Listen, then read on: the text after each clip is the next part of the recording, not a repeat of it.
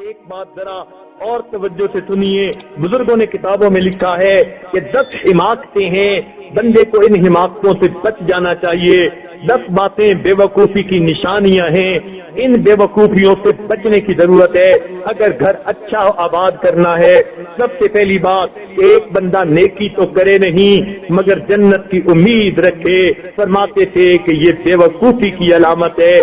توجہ فرمائیے، کیا فرماتے تھے کہ ایک آدمی نیکی تو کرے نہیں اور جنت کی امید رکھے، یہ بے وقوفی کی علامت ہے۔ نمبر 2، ایک آدمی خود بے وفا ہو اور دوسروں سے وفا کی امید رکھے، فرماتے تھے یہ بے وقوفوں کی نشانی ہے۔ تیسری بات، ایک آدمی کی طبیعت میں سستی ہو اور وہ چاہے کہ میری خواہشیں پوری ہو جائیں، فرماتے تھے یہ بے وقوفی کی علامت ہے۔ سست آدمی کی خواہشیں کبھی پوری نہیں ہوتی، اپنی خواہشوں کو پورا کرنے کے لیے کام کرنا پڑتا ہے، تو فرماتے تھے کہ سستی ہو بندے کی طبیعت میں اور دل میں امید رکھے کہ میری خواہشات، میرے آبجیکٹو پورے ہو جائیں گے، تو یہ بے وقوفی کی علامت ہے۔ نمبر 4، فرمایا کرتے تھے آدمی اپنے بڑوں کی نافرمانی کرے اور امید رکھے کہ چھوٹے میری فرما برداری کریں گے، فرماتے تھے یہ بے وقوفوں کی علامت ہے۔ ایسا کیسے ہو سکتا ہے؟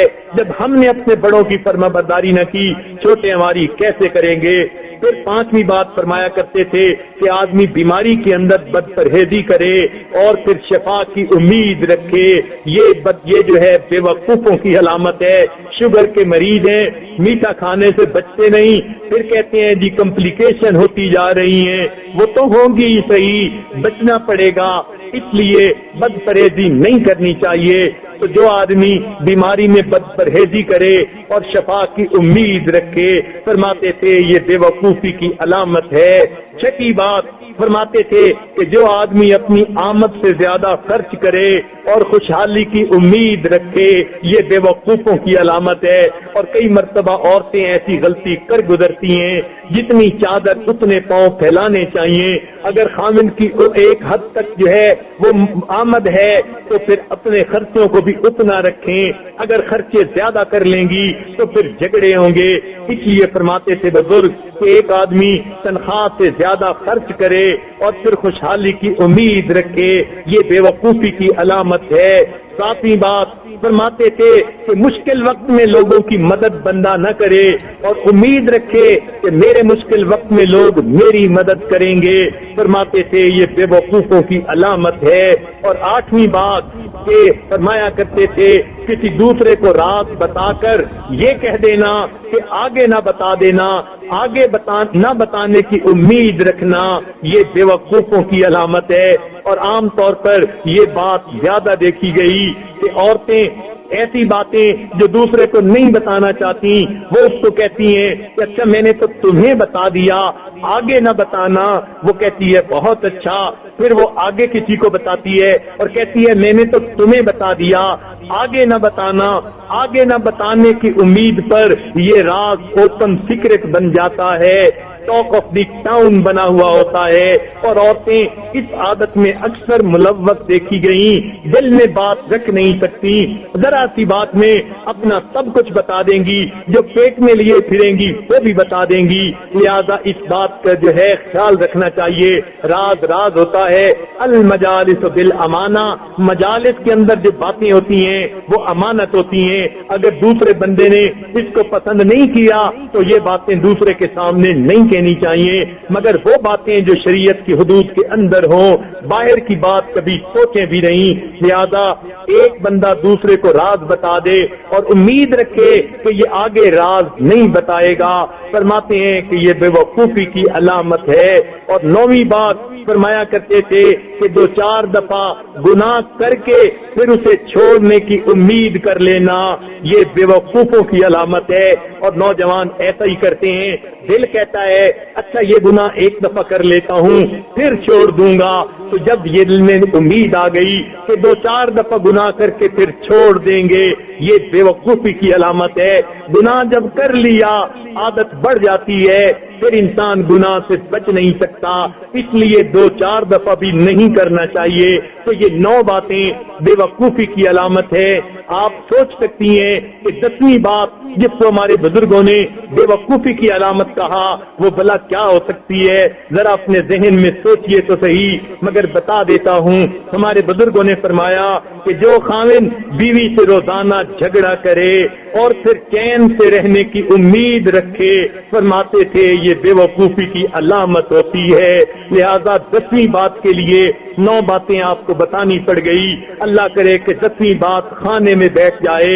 لہذا جو خاوند روز گھر کے اندر بیوی سے لڑتا ہے، ڈانٹ ڈپٹ کرتا ہے، پھر وہ امید رکھے کہ میرے گھر کے اندر خوشیوں بھری زندگی ہوگی، یہ بیوقوفوں کی علامت ہے۔ کبھی ایسا نہیں ہو سکتا۔ یاد رکھیں، بیوی کوئی بکری نہیں ہوتی کہ جو جنگل سے آئی اور ہم نے پکڑ کے اس کے گلے میں رسی ڈال لی۔ وہ کسی کی بیٹی ہوتی ہے اور ہم نے اس کو خود جا کر مانگا ہوتا ہے اور اس کو عزتوں سے گھر لا کے بٹھایا ہوتا ہے۔ اس کے حقوق ہوتے ہیں، لہذا اس کے حقوق کو پورا کرنا چاہیے۔ جب کلمہ پڑھا تو پوری شریعت پر عمل کرنا انسان پر لازم ہو گیا۔ اسی طرح جب نکاح میں قبلتوں کا لفظ کہا تو بیوی کی سب ذمہ داریاں خاوند کے سر پہ آ پڑی، ان کو نبھانا چاہیے، مرد بن کر نبھانا چاہیے۔ اب ذرا اس پورے مضمون کو یہ عاجز ذرا جو ہے سمیٹتا ہے تاکہ آپ اس بات کی جو ہے پوری جو ہے وہ جو سینٹرل آئیڈیا ہے اس کو سمجھ سکیں کہ بنیادی مقصد یہ ہے خاوند گھر کے اندر پیار محبت کی زندگی گزارے تاکہ گھروں کے اندر الفتیں اور محبتیں ہوں، بچوں کی تربیت اچھی ہو، میاں بیوی خوشیوں بھری زندگی گزاریں، یہ گھر جنت کے گھر کا نمونہ سا بن جائے، چھوٹا سا گلشن بن جائے، پھول ہی پھول ہو۔ جب میاں بیوی پرسکون ہوں گے تبھی تو اولاد کی تربیت کر سکیں گے، اور اگر آپس میں جھگڑوں سے ہی فرصت نہیں تو اولاد کی تربیت کون کرے گا؟ اس لیے کسی نے کہا کہ جب میری شادی نہیں ہوئی تھی میرے دل میں بچوں کی تربیت کے 5 مختلف پلاننگ تھیں، اور اب میری شادی ہو گئی، میرے 5 بچے ہیں اور بچوں کی تربیت کی ایک پلاننگ بھی دماغ میں نہیں ہے۔ یہ ایسا ہی ہوتا ہے، آپس کے جھگڑوں سے فرصت نہیں ہوتی، بچوں کی تربیت کا وقت کہاں سے ملے گا؟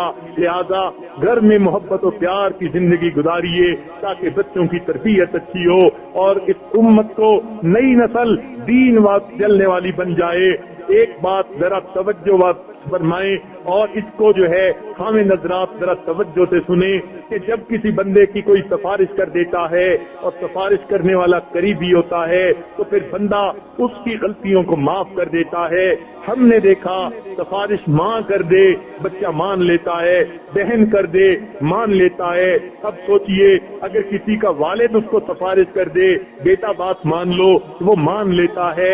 اچھا ذرا اور سوچئے اگر کسی کے پیر و مرشد اس کو سفارش کر دیں کہ یہ بات ایسے کر لو اور بات بھی اتنی بڑی نہ ہو تو وہ بندہ یقیناً بات کو مان لے گا۔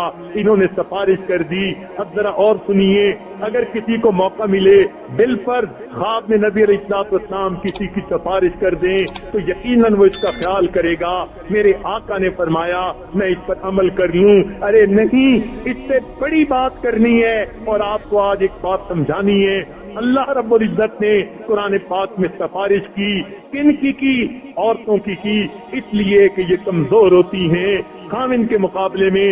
پروردگار نے کمزور کی سائیڈ لی، کمزور کا خیال رکھا۔